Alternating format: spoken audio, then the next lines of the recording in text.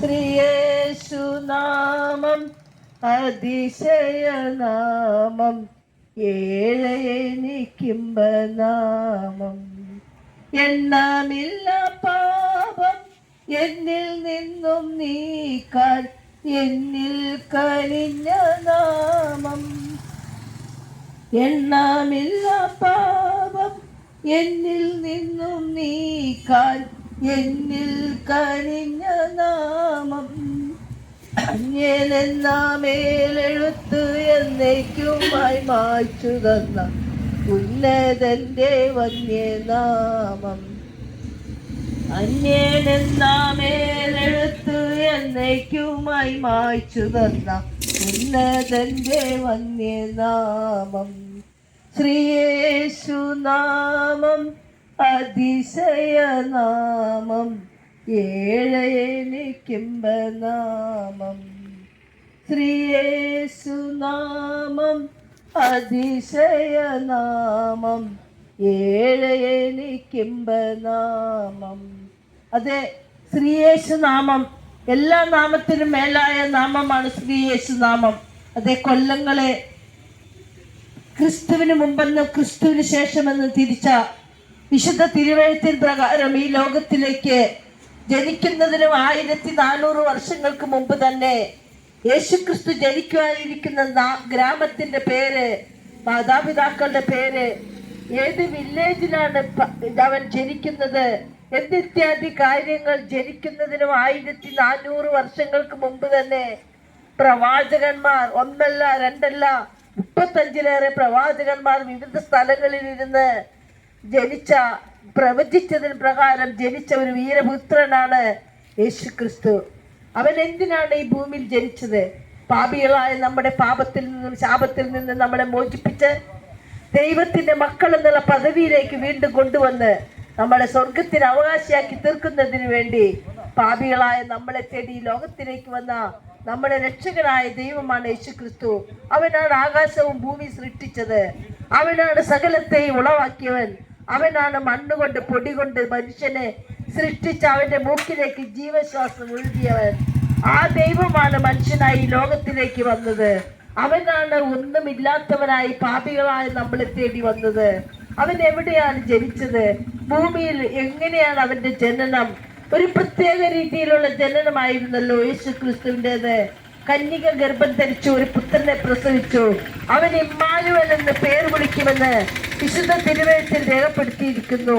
അതെ, ദൈവം നമ്മോട് കൂടെ എന്ന് അർത്ഥമുള്ള ഇമ്മാനുവൽ എന്ന പേരാകുമെന്ന് വിശുദ്ധ തിരുവെഴുത്തിൽ എഴുതിയതിന് പ്രകാരം ഈ ലോകത്തിലേക്ക് പാപികളെ തേടി വന്ന രക്ഷകൻ അവനാണ് നമ്മുടെ കർത്താവായ യേശുക്രിസ്തു. അവനാണ് പാപികളായ നമുക്ക് വേണ്ടി കാൽവരി കുരിശിൽ യാഗമായത്.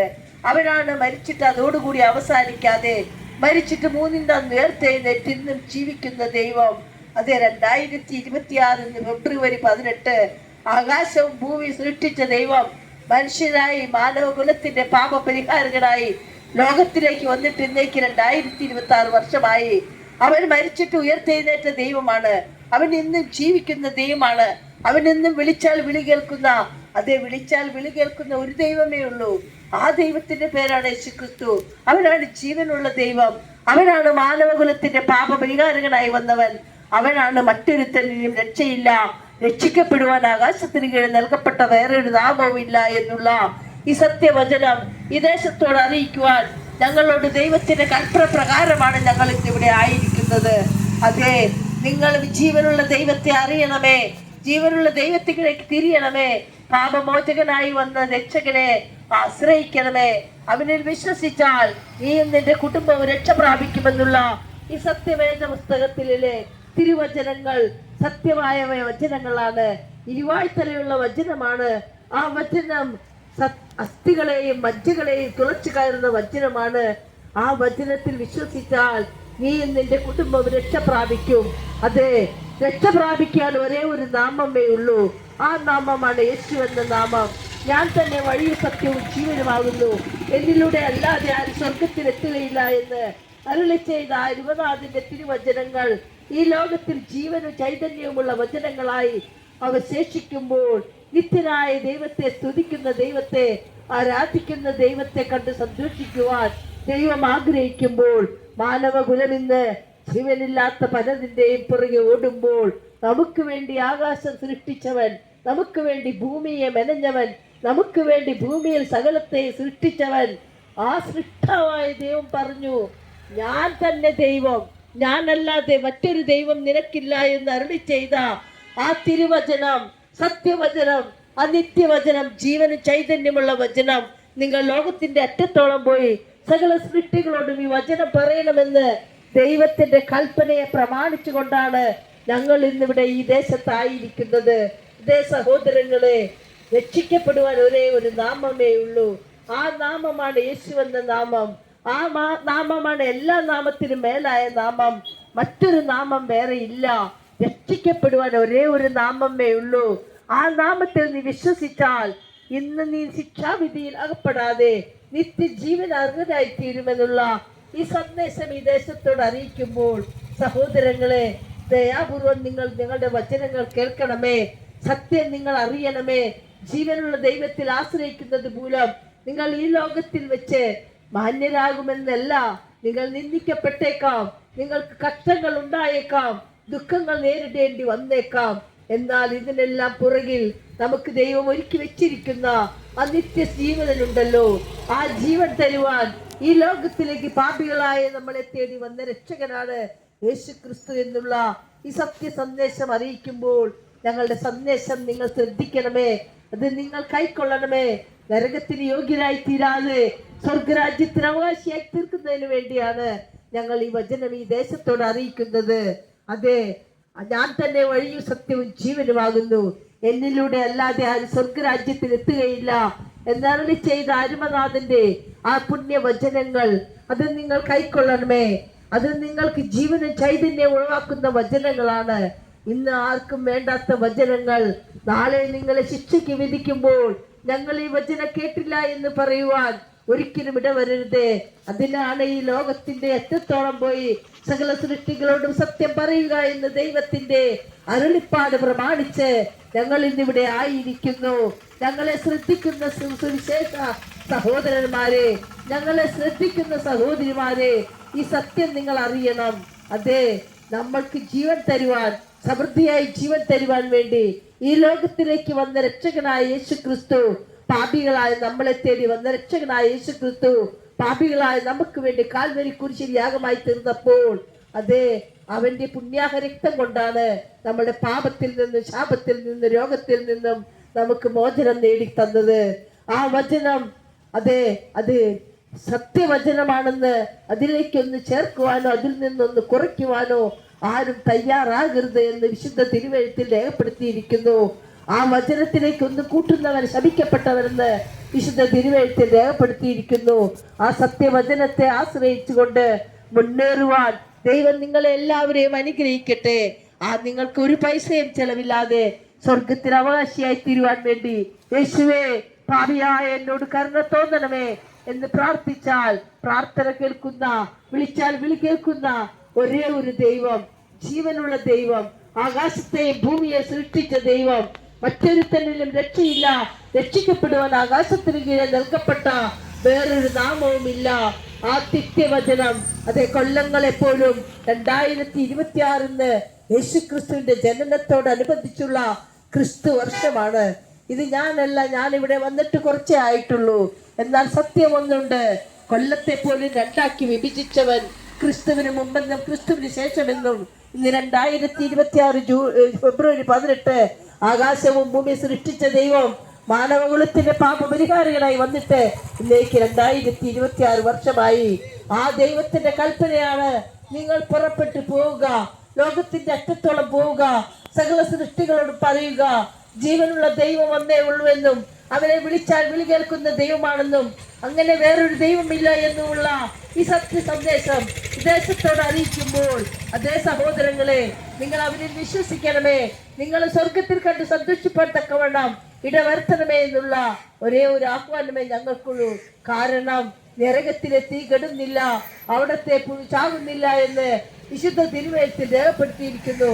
നരകത്തിലെ തീയുടെ എത്രയാ ഡിഗ്രി എത്രയാണെന്ന് നിങ്ങൾക്കറിയാമോ? നമ്മൾ 36 ഡിഗ്രി സെന്റിഗ്രേഡ് വരുമ്പോൾ നമുക്ക് ചൂട് കൂടുതലാണ്.